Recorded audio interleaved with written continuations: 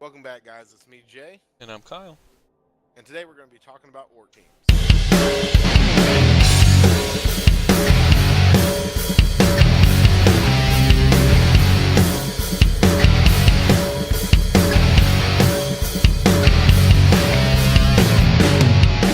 Okay, today we're going to talk about our standard orc build. Your all-encompassing orc build takes a little bit of everything, mixed in a big pot of orc. Alright, so we got our standard 3 rerolls, 1 apothecary, excess 10 grand that we had left over is going to go into fan factor. Me and Jay have ranked our players from most important to least important, in our opinion, of course. Let's talk a little bit about each. Yeah, thrower is always going to be number one on our list. They do too much. They have access to leadership. They have pass, sure hands. They're moving the ball. He's only got agility of 3, but he's going to get the job done. We're only running one because you really only need one. You got to keep him safe. Alright, and to keep them safe, you got a lot of these bigger guys. Like me and Jay have said, several times, the bread and butter, blitzers. Yeah, on the orc team with movement 6 and agility 3, they're going to be able to catch the ball, and with block, they're going to be able to keep the ball. That armor 9 helps a lot as well too, putting them on par with most dwarf players. Going to be hard to get them off the field. Very universal player, man. Very universal player. Next is the big bad right here. Yeah, we're going to be running 3 black orcs just to kind of hold out our line. In case we want to do some shotgun plays, we're going to be leaving them on the line for sure. They got, again, 9 armor, 4 strength. They're not going to be touching the ball too much with that agility too, but once you get them leveled up and get them block and maybe mighty blow, they'll be good to go. Yeah, they can do some damage on the line. They definitely ain't catching nothing.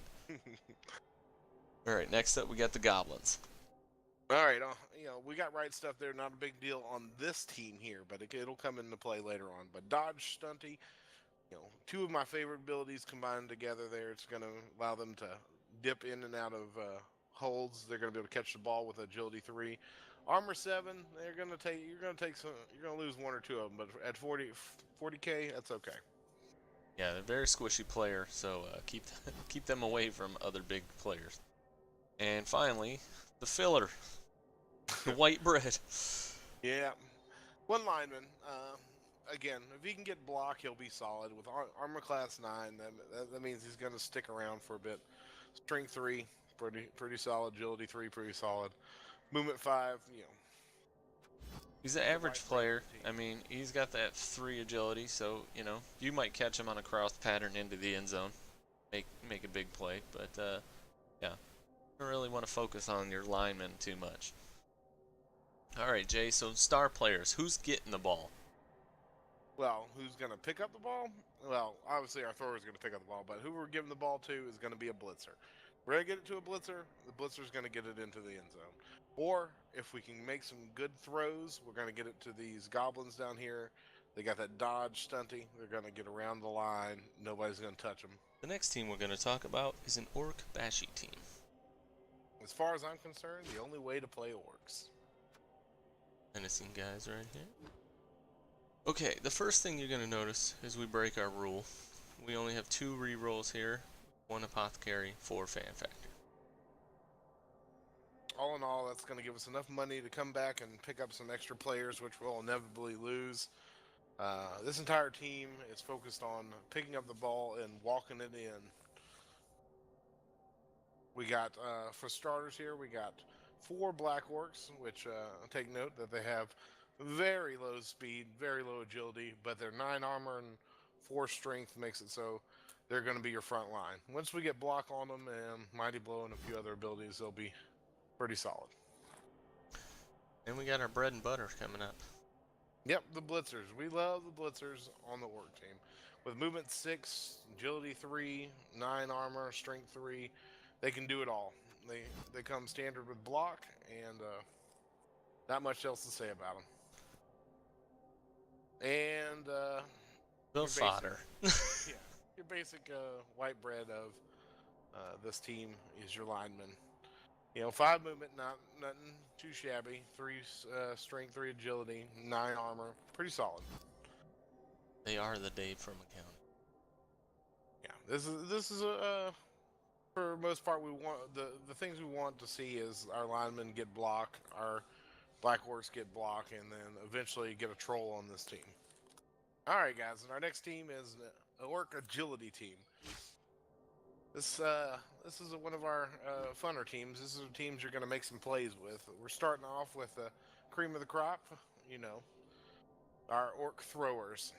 You know, quarterbacks make games, they break games.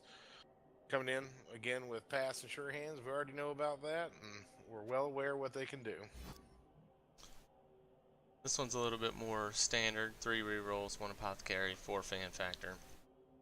Player that you're going to notice that we have on this team though is Troll. Yes, which is going to make for some really fun plays. He's got loners that you're going to hold back on putting too many dice on him, or rerolls on him. But with 5 strength, he'll be able to stand on his own. Mighty blow, really stupid, which means you're going to want some players near him. And that really always hungry is going to be a really entertaining ability when it fails. All right, next up we got some of these little guys. All right, going on the back of that troll there, with these goblin here, we'll be able to move in, pick up the ball, and move right up to those trolls and have them throw these little guys because they got the right stuff, and then make some real good plays, especially if you can manage to get a little bit more movement speed out of these guys. Yeah, if you can get a troll to pick up a goblin, you know, if the goblin's already behind it starting your turn, and you can whip them, you know, halfway across the field, and then that 6 movement speed, you can easily score touchdowns right off a kickoff.